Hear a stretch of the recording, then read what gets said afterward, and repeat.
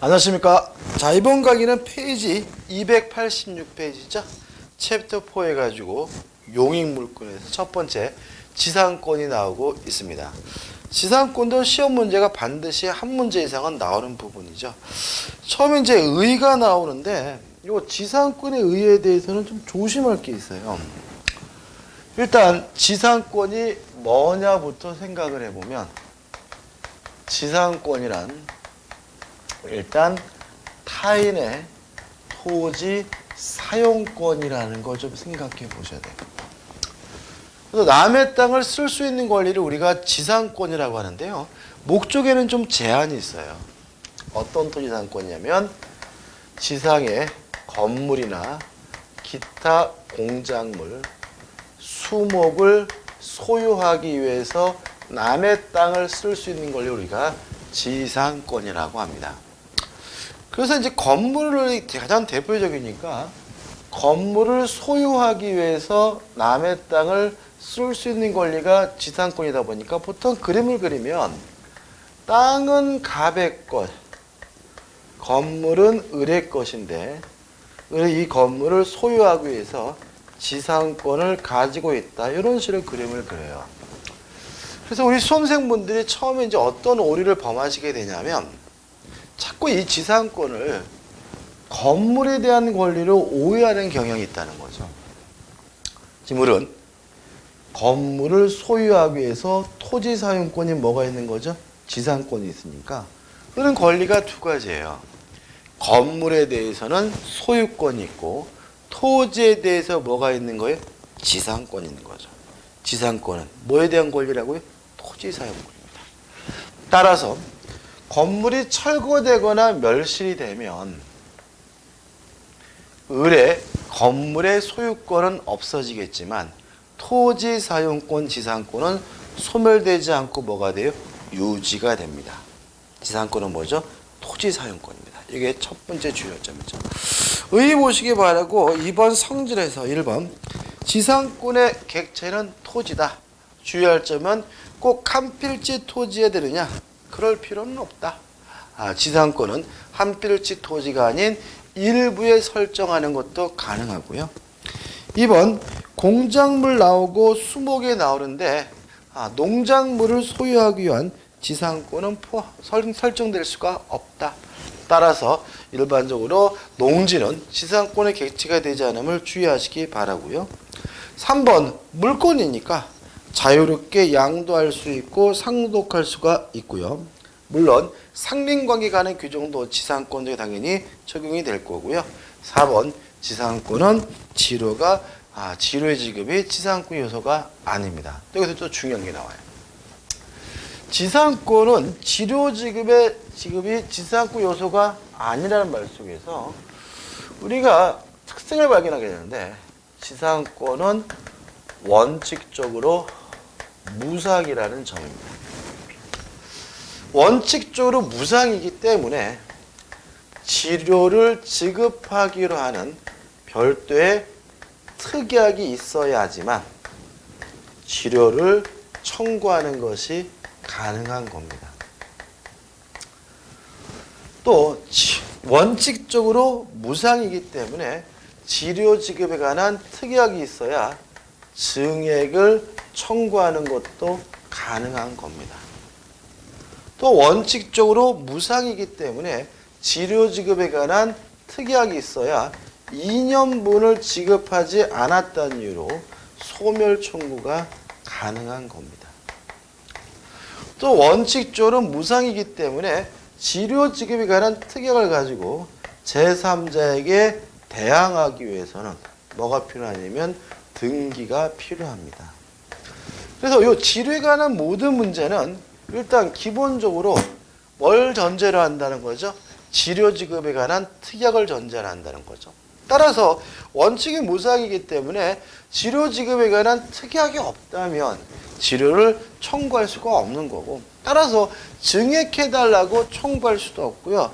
또 안 줬으니까 소멸 청구할 수도 없는 거고요. 또 원칙적으로 무상이기 때문에 지료를 지급하기로 한 특약을 가지고 제3자에게 대항하려면 뭐가 필요하죠? 등기가 필요한 거죠. 아주 잘 나옵니다. 왜냐면 우리는 심정적으로 왠지 지상권은 뭐 땅 사용료를 내야 되는 것이 너무나 당연한 것으로 판단될 수 있기 때문에 원칙이 무상이라는 것은 좀 상식에 어긋나는 것처럼 느껴지기 때문에 그런 거죠. 그다음 우측에 이제 2번 지상권과 임차권의 비교가 나오는데 이런 비교 같은 거는 나중에 임차권까지 다 공부하시고요. 정리하는 차원에서 한번 보시면 될 것 같고요. 3번 지상권에 취득해가지고 1. 법률에 의한 취득입니다. 이게 원칙이겠죠. 다시 말하면 설정 계약을 하고 설정 등기를 함으로써 취득하는 것이 원칙이지만 흔하진 않습니다. 거의 없고요. 2번 법률 규정에 의한 취득이 나오고 넘겨보시면 양가로 2번 해가지고 법정 지상권이 나옵니다. 다시 말하면 법률 규정에 의한 지상권인데 규정에 나와 있는 것 총 5가지 예가 있어요. 이 부분은 대단히 중요한데 한번 읽어보시고요. 해당 부분에서 제가 자세하게 설명을 드리도록 할 겁니다. 그 다음 우측에 보시면 이제 지상권의 존속기간이 나와요. 1. 최단 존속기간을 보장합니다. 최소한 보장되는 기간이죠. A. 견고한 건물이나 수목의 소유를 목적으로 하면 최소한 30년이 보장되게 되고요. B. 그 밖의 건물, 일반 건물의 소유를 목적으로 하면 최소한 15년이 보장이 되고요. C. 기타 공작물의 소유를 목적으로 하면 5년이 보장됩니다. 이것도 은근히 중요하니까 꼭 숙지하시고요. 그 다음에 판례 나와 있고 2번 최장 존속 기간인데 무제한입니다. 따라서 영구 무한으로도 설정하는 것이 가능하다는 것이 우리 판례 입장입니다. 다시 말하면 지상권에 대해서는 최장 존속 기간에 대해서 아무런 제한이 없어요. 따라서 영구 무한으로 설정하는 것도 가능하고요. 유효하다는 것이 판례 입장이고 맨 밑에 나와 있는 판례가 그런 취지죠. 넘겨보시 2번 존속기간을 정하지 않았어요. 그럼 최단 기간을 보장하고 있기 때문에 지상물의 종류에 따라서 30년, 15년, 5년으로 정해지게 되고요. 만약에 존속기간도 정하지 않고 지상물의 종류도 정하지 않았다면 그때는 중간칙인 15년이 됩니다. 그러면 합쳐서 생각해 보자고요. 지상권은 최단 기간이 보장이 됩니다.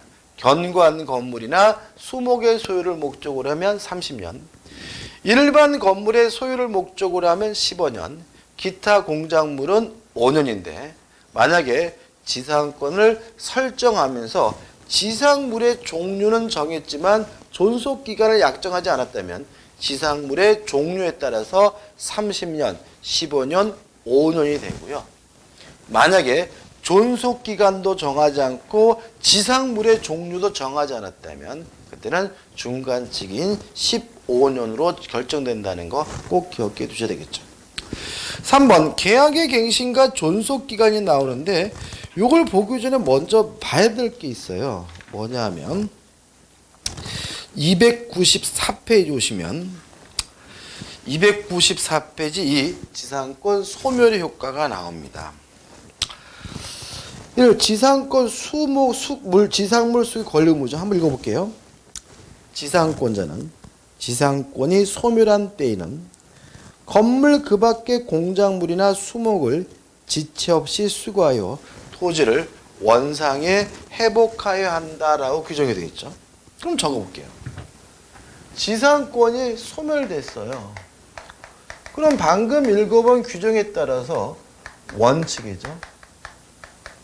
원상 복구, 원상 회복해야 되는 것이 뭐예요? 원칙인 거죠. 그죠? 따라서 건물이 있다면 그 건물을 철거해주고 수목이 있다면 그 수목을 제거해줘야 되는 것이 뭐예요? 원칙이에요. 항상 그러냐? 아니다. 다시 앞으로 할게요. 자, 290페이지 오시면 3번 계약의 290페이지입니다. 갱신과 존속기간에서 가가 나와 요건. 자, 여러 가지 소멸 사유 중에서 한 가지 사유. 존속 기간이 만료됐다는 사유로 소멸한 경우에는요, 굳이 원상 회복할 필요는 없습니다. 한 번 더 하자 갱신을 청구할 수가 있는 거죠. 다시 말하면 존속기간의 만료로 소멸하고요, 지상물이 현존하는 경우에는 원상회복 안 해도 되고요, 한 번 더 하자 뭐 할 수 있어요? 갱신을 청구할 수가 있는 거죠. 제가 왜 뒤를 보고 다시 앞으로 왔냐면 원칙과 예외를 뒤바꾸지 마세요. 그러니까 우리가 지상권 소멸 사유는 존속기간의 만료 한 가지만이 아니겠죠. 뭐 토지가 멸실될 수도 있고 포기할 수도 있고 존속기간이 만료될 수도 있고 뭐 혼동될 수도 있고 여러 가지 사유가 있는데 그중에 한 가지 사유, 존속기간의 만료로 소멸된 경우만 갱신을 청구할 수 있다는 얘기니까 요거를 때 나머지 사유 경우에는 건물이 있다면 건물을 철거해 준다, 원상 회복해 줘야 되는 것이 원칙이라는 거 꼭 기억해 두셔야 되고, 원칙과 예외를 절대로 거꾸로 기억하지 마시기 바랍니다. 자, 갱신 청구를 했어요. 그랬더니 거부를 했어요. 싫대요. 그러면 지상권자는 내 건물 사라, 지상물 매수를 청구할 수가 있고요. 이 지상물 매수 청구권은 형성권이기 때문에 지상권 설정자가 거부할 수 없고요. 강행 규정이기 때문에 특약으로서도 배제할 수가 없어요. 그럼 이게 예외적인 것이란 말은 지상권자가 지상물 매수를 청구하기 위해서는 특별한 요건이 필요하다는 거죠. 첫째, 존속기간의 만료로 소멸돼야 돼요. 왜요? 다른 사유로 소멸하면 원상 회복해야 되니까. 두 번째, 갱신 청구했다가 거부해야 돼요. 다시 말하면 존속기간의 만료로 소멸됐다 그래도 바로 지상물 매수를 청구할 수 없는 거죠. 두 가지 요건을 갖춰야지만 지상권자가 예외적으로 지상물 매수를 청구할 수 있다는 거 꼭 기억해 두시기 바랍니다. 하단의 갱신의 경우에도 최단 존속기간이 보장이 됩니다. 따라서 지상물의 종류에 따라서 30년, 15년, 5년짜리가 있게 되겠죠. 자, 우측에 대표예제 있죠? 한번 풀어볼게요. 대표예제. 당사자가 계약을 갱신하는 경우에는 지상권의 존속기간은 갱신한 날로부터 제280조 최단 존속기간보다 단축하지 못한다. 그러나 당사자는 이보다 장기 기간을 정할 수 있다고 다음 중 타당하지 않은 것은 1번.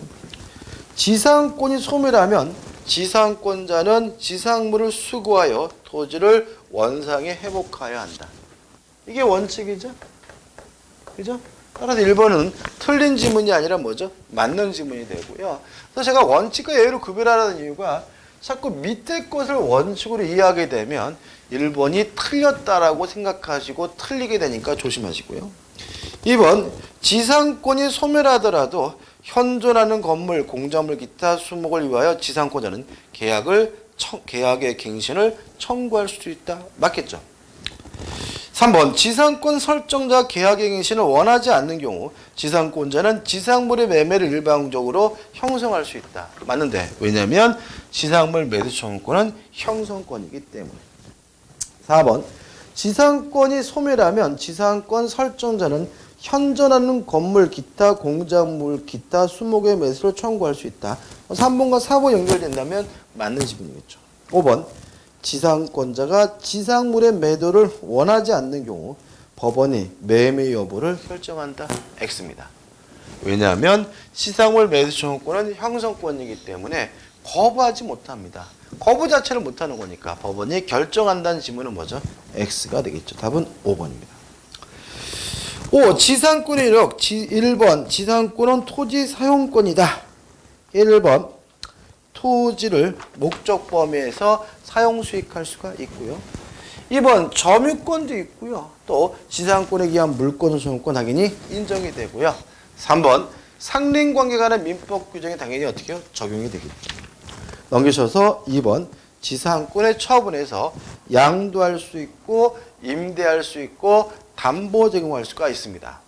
주의하실 것은 이 지상권자의 처분할 수 있는 자유는 절대적으로 보장되는 권리입니다. 따라서 당사자 간의 특약으로도 이러한 자유를 제한할 수 없다는 것은 꼭 기억해 두셔야 돼요. 다시 한번요. 지상권은 자유롭게 양도, 임대, 담보 제공할 수가 있는데 특약으로서도 뭐 하지 못합니까? 금지시키지 못합니다. 다음 3번 지로지급 의무가 나오는데 이게 나와 있죠. 그죠? 원칙적으로 무상입니다. 따라서 지료지급에 관한 특약이 있어야 지료를 청구할 수 있고 증액 청구할 수도 있고요. 2년분을 내지 않았다는 이유로 소멸 청구할 수 있고요. 원칙이 무상이기 때문에 특약을 가지고 제3자에게 대항하려면 뭐가 필요하죠? 등기가 필요하다는 것까지 꼭 기억해 두시면 되겠죠. 그 다음 오시게 보시면 지상권의 소멸해가지고 이 지상권의 소멸 사유에서 일반적 소멸 사유가 나오고 2번 지상권 설정자의 소멸 청구가 나와 있고 하단에 뭐죠? 판례가 나와요. 자, 일단 2년분을 내지 않았다는 이유로 소멸 청구하려면 기본 전제가 뭐가 필요하죠? 지료지급에 관한 특약이 필요하다는 거 기억해 두시고요. 자, 이 판례는 어떤 거냐면 이런 겁니다. 갑이 소유자고요. 을이 건물의 소유자고 지상권자인데 을이 지료를 지급하기라는 특약이 있는데도 불구하고 안 내고 있어요. 갑이 못 받은 것이 몇 년이냐면 1년 6개월치예요. 그리고 나서 이 토지가 병에게 양도가 됐어요. 근데 병도 못 받았는데 병이 못 받은 것이 뭐예요? 6개월치예요. 그러면 합치면 이제 몇 년치가 된 거죠? 2년치가 된 거니까 병일에게 지상권 소멸을 청구할 수 있느냐? 없다라는 판례입니다. 다시 말하면 자신이 소유하고 있는 기간 동안 몇 년치 해야 돼요? 2년치 해야 돼요. 앞 소유자가 못 받은 돈까지 합쳐가지고 2년치가 되더라도 뭐 할 수 없습니까? 지상권 소멸을 청구할 수 없다는 거 꼭 기억해 두시 바라고. 누가요? 자신이 소유하고 있는 기간 동안 2년치 된다는 것이 우리 판례의 입장인 거죠. 그 다음 넘겨보시면 3번 지상권 물론 포기할 수 있고요. 2번 지상권 소멸 효과 아까 했죠. 원칙적으로 뭡니까? 원상 회복해야 됩니다. 건물 있으면 건물을 때려 부셔야 되는 것이 원칙이에요. 다만 토지 소유자가 가만 보니까 멀쩡한 건물을 때려 부신다면 이때는 오히려 토지 소유자인 지상권 설정자가 때려 부시느니 나한테 팔아라. 지상물 매수를 청구할 수가 있고요. 물론 지상권자 입장에서는 어차피 때려 부실 건물이었으므로 못 팔겠다라고 할 이유는 없는 거니까 요 지상권 설정자 행사하는 요 지상물 매수 청구권도 형성권이 됩니다. 3번 지상권은 물권입니다. 따라서 직접 지배권이므로 스스로 알아서 사용 수익해야 됩니다. 필요비 상한은 청구할 수가 없어요. 다만 유익비 상한은 청구할 수가 있고요.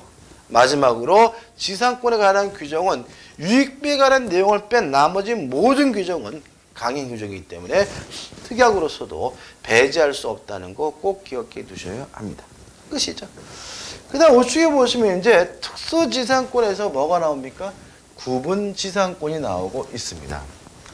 개념하고 그죠? 한 가지 주의할 점만 주의하시면 되는데 자 이런 얘기입니다. 땅 속의 특정층, 공중의 특정층에다가 설정하는 토지 사용권을 구분지상권이라고 하고요. 이 구분지상권은 원래 민법에 없었습니다. 다만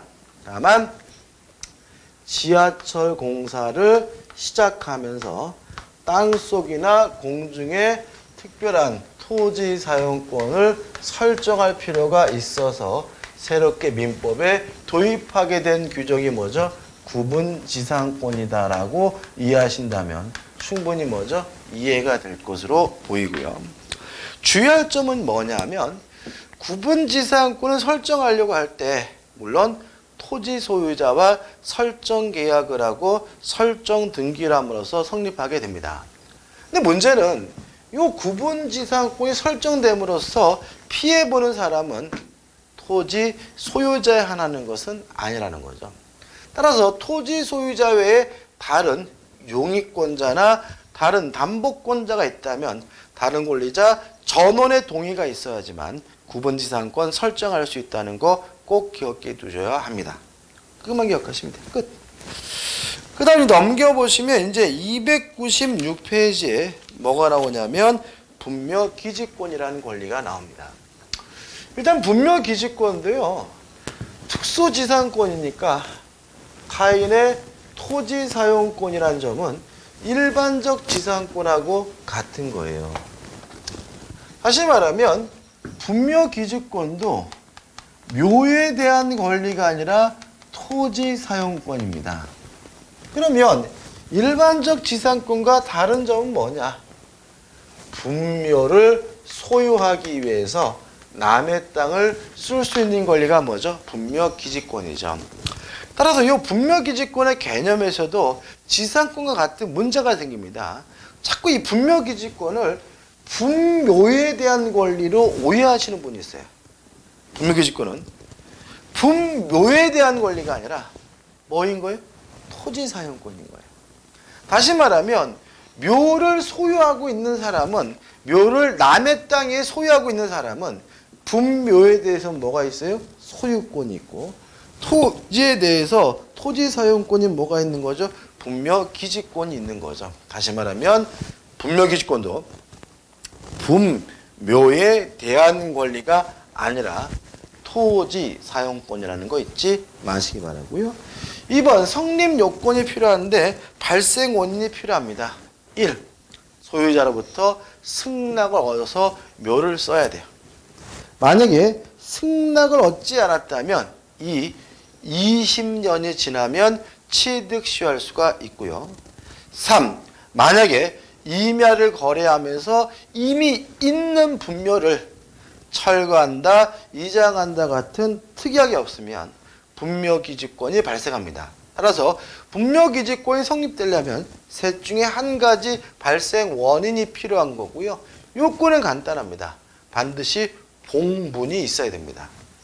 왜냐하면 분묘기지권은 관습법상 물권이기 때문에 등기할 수 없습니다.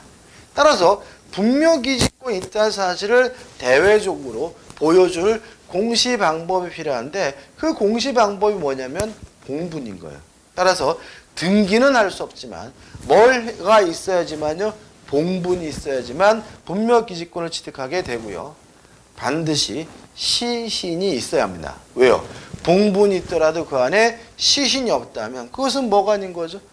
분묘가 아니니까요. 3번 내용 및 효력이 나오는데 첫 번째 나오는 것은 분묘기지권은 토지 밑바닥 땅에만 미치는 것이 아니라 수호하고 봉사하기 위해서 필요한 범위까지 그 범위가 확장된다는 내용이 나와 있고요. 또 분묘기지권은 어떤 형태든지 간에 새롭게 분묘를 설치하는 것은 허용되지 않습니다. 왜냐하면 분묘기지권은 있는 묘에 대한 뭐죠? 토지 사용권이기 때문에 그렇고요. 또 존속기간은 약정한 기간이 있다면 약정 기간만 존속할 수가 있습니다. 만약에 1년 약정했으면 1년만 존속하고요. 10년 약정했으면 10년만 존속합니다. 다만 존속기간의 약정이 없다면 수호하고 봉사하는 한 영원이라는 것이 우리 판례의 입장이고요. 우측에 보시면 판례가 나와 있죠.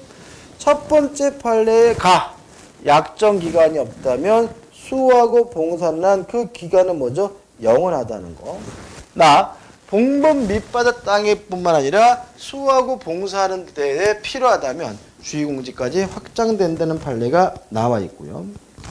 그 다음에 두 번째 판례 가지고 사성 개념이 나옵니다. 묘가면 이제 뒤에 이렇게 말바구 모양의 언덕이 이렇게 있죠. 있는 묘도 있고 어떻게요? 없는 묘도 있잖아요. 다시 말하면 이 사성이라는 것은 묘의 필수적 구성 요소인 것은 아닙니다.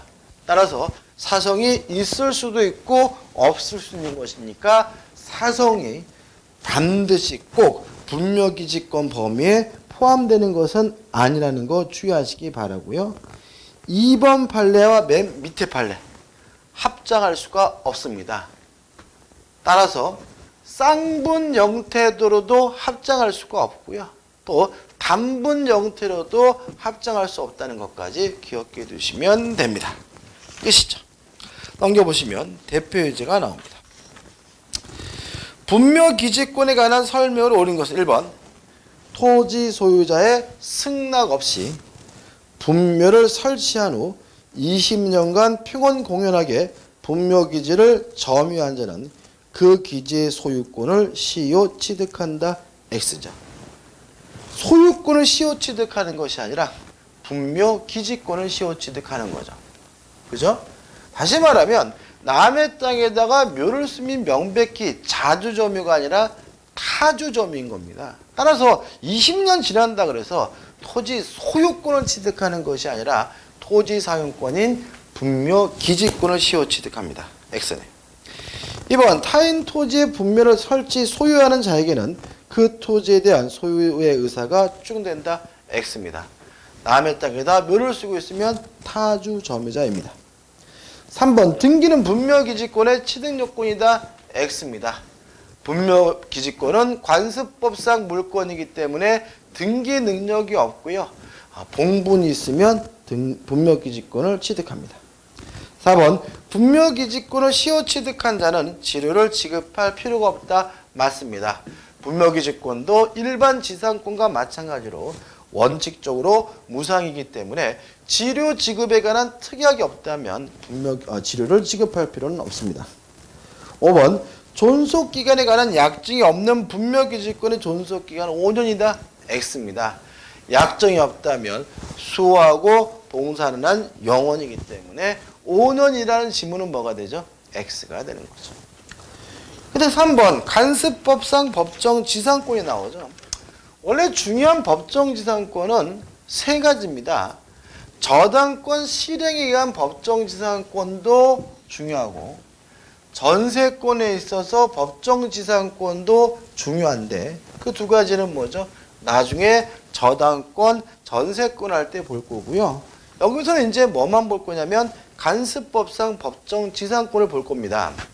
제가 나중에 저당권 할 때 더욱더 자세히 판례까지 설명드릴 건데 교재에 지금 내용이 나와 있고 판례도 나와 있긴 하지만 이 부분은 판례에 너무 집착하지 마세요.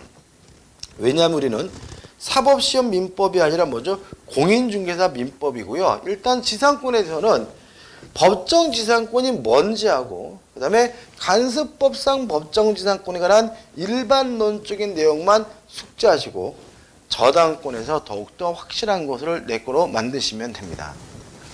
자, 이런 문제입니다. 건물이 존재하고 있어요. 그 다음에 건물의 소유자하고 토지 소유자가 같았어요. 이렇게 같았는데 매매, 기타 사유로 인해서 건물의 소유자와 토지 소유자가 달라지게 되면 이 건물의 소유자는 관습법상 법정 지상권을 취득하기 때문에 건물을 철거해 줄 필요가 없다. 요게 전부입니다. 간단하죠, 그죠? 건물이 있었고요. 건물과 토지 소유자가 같았는데 어떻게 해요? 매매, 기타 사유로 건물과 토지 소유자가 달라지게 되면 뭐가 발생합니까? 관습법상 법정지상권이 발생한다. 이게 전부예요. 그러면 교재 뒤에 판례도 나오고 연습해 보는데요. 간단합니다. 자, 생각해 보세요. 땅이 갑의 것이고 건물이 갑의 것인데 갑이 건물만 팔았어요. 건물만 팔고 건물에 대해서 이전 등기를 해주는 바람에 땅은 여전히 갑의 것이지만 건물은 을의 것으로 바뀌었어요. 그러면 매매할 당시에 건물이 있었고요. 건물과 토지 소유자가 같았는데 매매로 달라졌으니까 을은 뭘 갖게 돼요? 관습법상 법정지상권을 취득하게 되고 건물을 뭐 할 필요 없는 거죠? 철거할 필요가 없는 거죠. 이게 가장 기본적인 내용인 거죠. 두 번째 이런 건 어떨까요? 땅이 갑의 곳이고 갑이 건물을 신축했어요. 근데 무허가 건물이어서 등기를 못해서 미등기 건물인 거거든요. 이런 상태에서 갑이 땅만 팔았어요. 땅만 팔고 땅만 이전 등기를 해서 을의 것으로 바뀌었을 때 갑에게는 법정지상권이 인정이 되느냐? 따져봐야죠. 매매할 때 건물이 있었나요? 있었네요. 자, 법정지상권이 발생하기 위한 건물은 뭐든지 있기만 하면 됩니다. 무허가든 미등기든 따지지 않습니다. 따라서 이 건물이 미등기라 하더라도 같았다가 갈라졌기 때문에 뭐가 발생하는 거죠? 관습법상 법정지상권이 발생하면 됩니다. 됐죠? 그 다음에 두 번째, 세 번째 마지막입니다. 갑이 소유하고 있는 토지에 을이 갑으로부터 승낙을 얻어서 건물을 신축했어요. 그러면 이렇게 승낙을 얻어서 남의 땅에다가 건물을 신축하게 되면 을은 법정지상권을 취득할까요? 지상권을 가질까요? 아니죠. 왜요? 법정지상권이라는 것은 같았다가 달라져야 돼요. 다시 말하면 을은 아무리 건물을 신축할 때 갑으로부터 승낙을 얻었다 하더라도 을이 건물을 신축할 때 이미 토지와 건물의 소유자가 다르고 있기 때문에 뭐가 발생할 수 있는 거죠? 법정지상권이 발생할 수는 없는 거죠. 이해되시죠? 그죠? 여기서 큰 틀을 좀 기억해 두시기 바랍니다. 그죠? 됐죠? 그 다음에 이제 구체적으로 좀 지엽적인 내용을 좀 볼게요. 요 기타 사유에서 제외되는 게 있어요. 안 되는 게 있다. 다시 말하면 매매 기타 사유로 토지와 건물의 소유자가 달라지면 법정지상권이 발생하는데 안 되는 게 있어요. 첫째, 환지처분입니다. 공법 시간에 배우는 내용이죠. 환지처분으로 토지와 건물의 소유자가 달라지더라도 법정지상권 발생하지 않는다는 거 꼭 기억해 두시기 바라고요. 두 번째, 이 토지가 공유인 경우에 토지가 공유인 경우에도 원칙적으로 법정지상권이 발생하지 않는다라고 기억해 두시고, 다만 공유 토지가 분할에 의한 경우에는 법정지상권이 발생할 수 있다는 거 기억하시면 돼요. 무슨 말인지 모르겠더라도 일단 기억하시고 나중에 또 볼 거란 말이죠. 그죠? 그래서 요거 환지처분으로 토지와 건물의 소유자가 달라지더라도 법정지상권 발생하지 않고요. 토지가 공유인 경우에는 법정지상권 발생하지 않습니다. 다만 공유 토지가 분할에 의한 경우에는 법정지상권이 발생한다는 일단 기억해 두시기 바랍니다. 이 정도가 관습법상 법정지상권의 전부고요. 교재 한번 읽어보시기 바라고 넘겨보시면 상대 페이지에 판례가 나와 있는데 이 판례 중에서 여러분들이 반드시 숙지해야 될 판례가 있긴 해요. 제가 저당권 할 때 함께 말씀을 드리겠습니다. 자, 302페이지 오시면 대표 예제가 나옵니다. 관습법상 법정지상권에 관한 설명 중 옳지 않은 것은 1번 토지와 건물이 동일인 소유에 속하고 있다가 그중 어느 하나가 매매 등으로 처분되어 토지의 소유자와 건물의 소유자가 다르게 되더라도 당사자 사이에 그 건물을 철거하기로 하는 합의가 있었던 경우라면 건물 소유자가 관습법상 법정지상권을 취득할 수 없다. 맞습니다. 원래는 같았다가 달라지면 뭐가 발생해야 돼요? 관습법상 법정지상권이 발생해야 되지만 매매계약하면서 철거하기로 특약을 하면 약속대로 철거해야 돼요.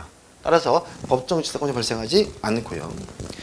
2번 어느 건물을 위해 관습법상 법정지상권이 인정된 경우라 할지라도 지상권자가 2년분 이상의 치료를 지급하지 아니하였다면 일반적인 지상권에서와 마찬가지로 지상권 소멸 청구의 원인이 될 수도 있다. 이건 어떻게 해요? 맞는 질문이겠죠. 3번 무허가 건물이나 미등기 건물 위하에도 관습법상 법정 지상권 인정될 수 있다. 맞죠? 요건만 갖췄다면 무허가든 미등가든 돼요. 4번 토지 공유에 그러면 이거죠. 토지가 공이면 원칙적으로 관습법상 법정 지상권이 발생하지 않는다가 결론이에요. 따라서 토지 공유자 중 1인이 공유 토지의 건물을 소유하고 있다가 토지 지분만을 전매한 경우에 건물 소유자는 당해 토지의 건물의 소유를 위한 관습법상 법정지상권이 취득한다. X죠. 답은 뭐죠? 4번이죠. 5번 지상권은 토지 사용권입니다. 따라서 건물이 철거되더라도 지상권이 뭐 되지 않아요? 소멸되지 않아요. 5번 관습법상 법정지상권이 성립한 후에 건물을 개축 또는 증축한 경우는 물론 건물이 멸실된 후 신축된 경우에도 법정지상권이 성립한다는 뭐죠? 맞아요. 왜요? 건물에 대한 권리가 아니라 뭐죠? 토지 사용권이니까. 그죠? 자, 근데 좀 설명드릴 게 있는데 아까려다 말았는데 자, 그럼 예를 들어서 요건을 갖춰서 땅은 갑의 것이고 건물이 을의 것이어서 을이 토지에 대해서 법정지상권이 있다면 그 법정지상권의 범위는 건물 밑바닥 땅에 한정하지 않고요.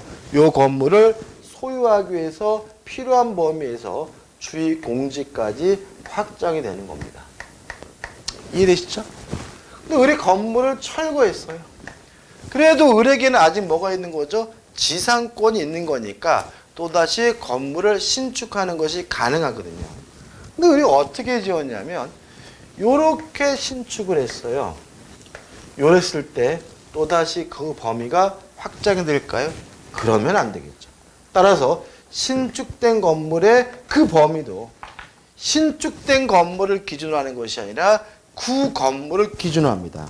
따라서 그 법정지상권의 범위는 신건물이 아닌 구 건물을 기준으로 하여 필요한 범위 내로 한정한다는 지문은 맞는 지문이고 좀 기억해 두시면 좋습니다. 자, 이번 강의는 여기까지 하도록 하겠습니다. 감사합니다.